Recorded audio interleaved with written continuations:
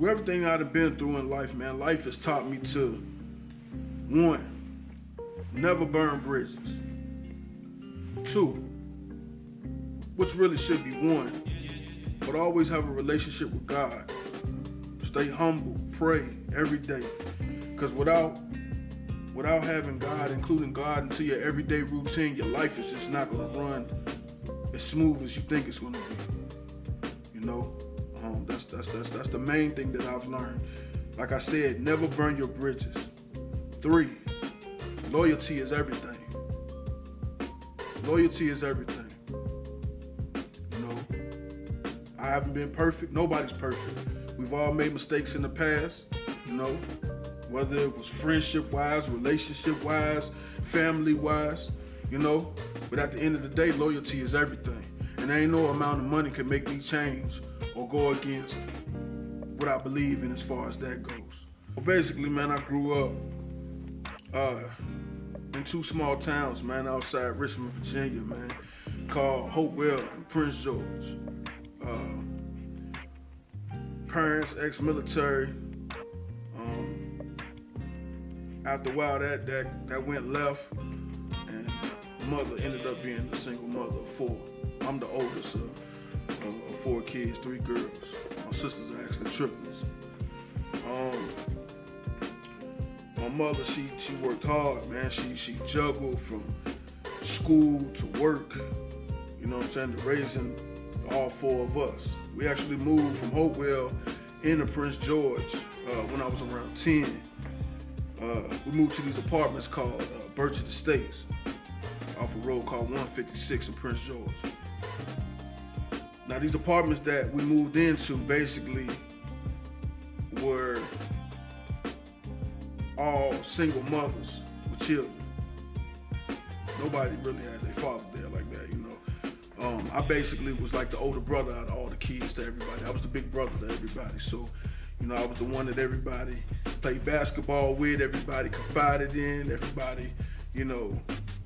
I'm the one that settled the quarrels, you know, gave advice, whether it was good or bad, you know. But again, though, you know, that was the point in time in my life that where, you know, things got different. It wasn't as sheltered as it was before when, you know, we had both parents in the household. You know, I definitely got to give all the love and respect to my mother for, you know, working hard and taking care of all of us, man, on you know, a set income and, you know, doing what she did, what she had to do. So at the age of 14, I got sent to juvenile detention. That was a whole different world for me. Reality set in then. Again, I spoke about me always having to be by myself because I didn't have any older brothers and sisters, so I'm used to being alone. When I got into the juvenile detention center, I didn't know what to expect, but I just knew that I had to put on this tough exterior, you know, that I couldn't be messed with, or, you know, if somebody tried to try me, then I had to, you know, do what I got to do to protect myself, to make a name, because that's what I'm used to in my life, period. When I got in there, you know, at first it was hard to adapt. I wasn't used to living in a cell, you know what I'm saying? Sometimes I had to be in the cell 23 hours a day, come out 1, you know? You made friends, you made enemies, you know? But the people in there that you were around all this time became like family either way it went, you know? So you know, I learned how to play ping pong in there. I became a ping pong champion in there, you know? I fought. I did what you did, call them bucking the system. You know, when they said that, hey, it's time to go down, like, nah, we're not going down. You know, we're gonna do what we want to do. This was our free time up. This was all the free time we can get. So we taking it and y'all leaving it. That's what it is. So, you know, basically I went through that thing, and then I ended up getting committed to the state, which is basically a higher level of the juvenile system, which is Department of Juvenile Justice, which is juvenile prison. A whole nother level. This is where you have everybody in the whole state of Virginia come together, and now you basically in prison. You know, up there I encountered being in riots, 40 on 40. You know, it was crazy. You know, other things I don't care to speak of, but you know, basically this wasn't the life, the regular life of a 14, 15-year-old kid. You know, I should have been in high school. I should have been on the football team. I should have did that. Instead, I'm in prison riots, 40 on 40. You know, trying not to get stuck with 6-inch nails. You know, it was different, man. It forced that animal out of me.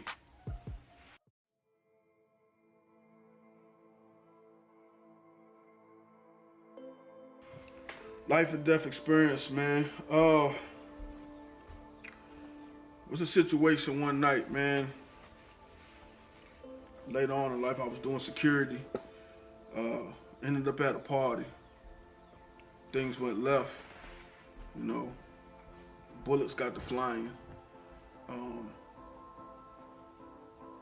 I ended up getting injured in the process.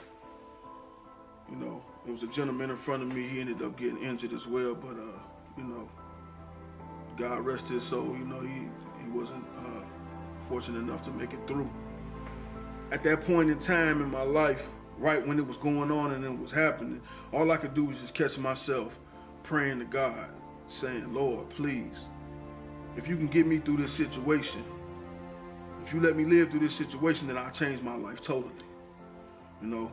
And then the other thing in the back of my mind was my children. All I could think of, I just want to lay with my kids. I just want to lay with my children. You know? So after God got me through that situation, I ended up falling back for a little bit, you know, reevaluating my whole situation and how I did life, how I handled life. But still, in a way, I was kind of still stuck out there. You know, I changed, but then I didn't change. You know what I mean? That fast money of that fast thing of getting that fast money in the clubs and being out there and having a name. Oh, that's Big Hurt. That's security Big Hurt. You know, that's that man. You know, I was too stuck on that. But the learning thing the thing that I've learned from it was, number one, never take life for granted. Number two, always believe in God and pray regardless. Just don't pray when you get into a situation and it's life or death. You know?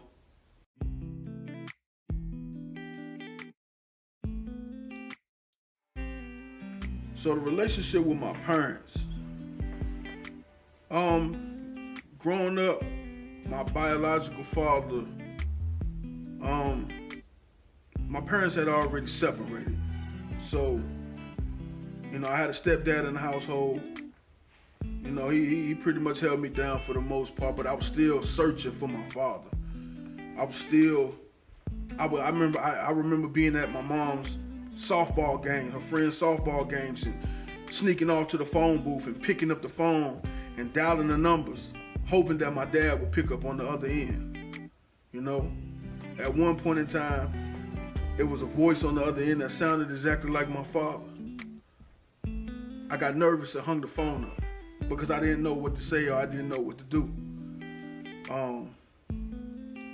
I remember my father coming in one Christmas night to visit me, and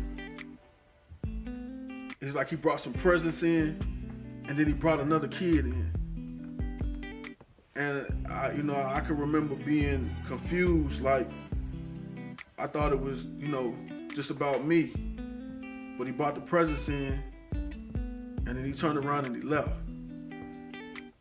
And I remember that void. I just remember that feeling, just feeling so empty. A few years later, 10 years old, I remember my mother. She planned a trip. She sent me to my father's house, which was in Oklahoma, and took my sisters to Disney World. Not that I wasn't happy about seeing my father and everything, I was, man, but at that age, I'm like, I would have rather went to Disney World. You know what I mean? I didn't spend this long without him, whatever the case is. But when I got there, I remember feeling empty, but I always held my father to a high pedestal because I knew my father was a truck driver. My father, you know, we carried the same name, you know. But when I got there to Oklahoma, it was totally different than what I expected. First and foremost, my dad's religion was way different than what I was used to. He was studying Jehovah's Witness. He was a Jehovah's Witness. I went from wearing regular street clothes to now I'm wearing Walmart church clothes every day. You know what I mean? And that was different for me. I think reality set in with me, and which was a big disappointment, was when I got there and I seen how luxurious my dad was living, and he had a new wife, and he had stepchildren, and how they were eating so good every day. How my father would get out his truck and bring home watermelons and crack them open, and everybody was eating good and laughing and having fun and everything else. When in reality, back home with my mom, I was going to the store stealing food so me and my sisters can eat. My mom would spend time, she would sacrifice her hunger just so that we could eat, because she was only getting $120 worth of food stamps a month for 4 children. So you can imagine how that would be, you know.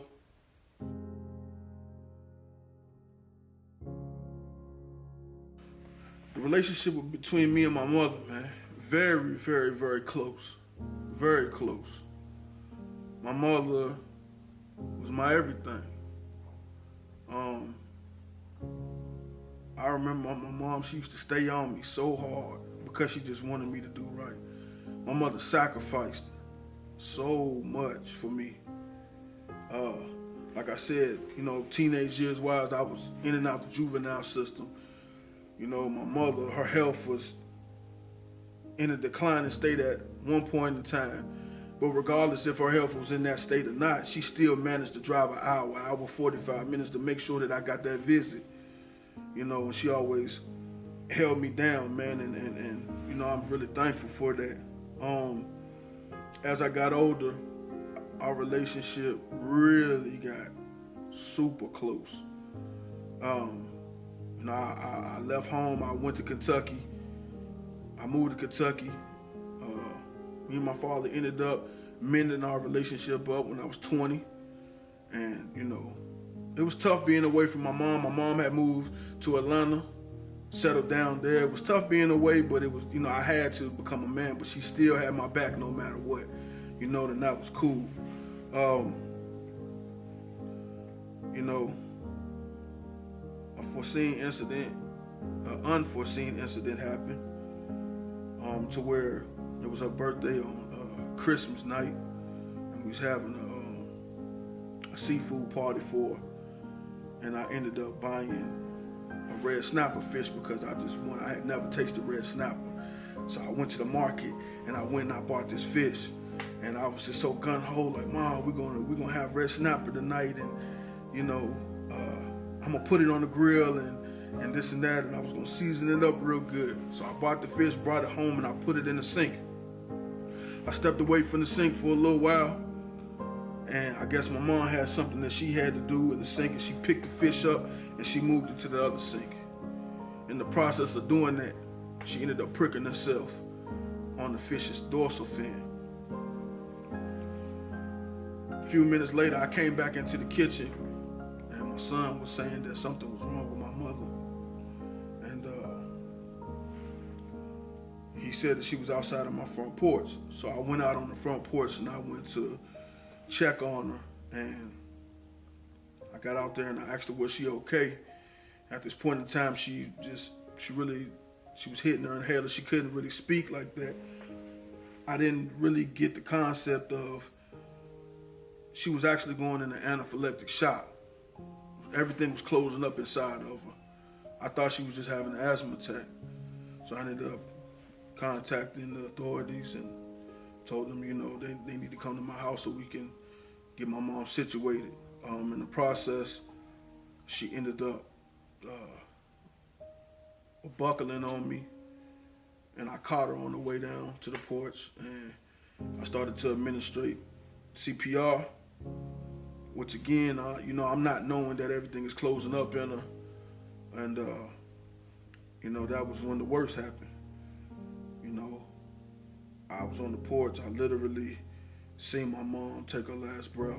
Her heart stopped. And at that point in time, I'm so used to being everybody's blanket, everybody's protector, everybody's gorilla. But at that given point in time, I felt like I was a little child that didn't know what to do.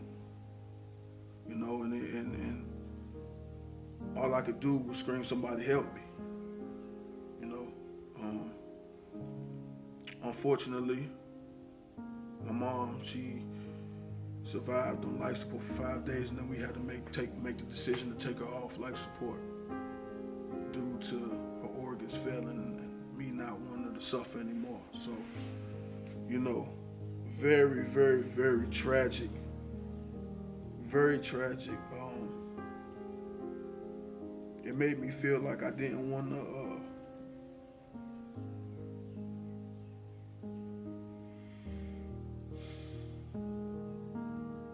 It made me feel like I didn't want to go on in life anymore. However, I still have my children. So I ended up learning how to take my pain and turning it into my strength. And I said to myself, I took a loss of my mother. Was coincidentally a few years before that I had lost my father as well. So I ended up learning just how to take my pain and turn it into my strength. And then I just told myself that, hey, everything that you do now going forward is going to be in honor of your mother and your father. So within doing that, I became a truck driver. I became a master barber. I became a mason, and I relocated to Atlanta, and my life is just on the up and up now. I'm in a different place in my life, and it's a bittersweet thing. It's very bittersweet, but I'm in a wonderful space in my life now.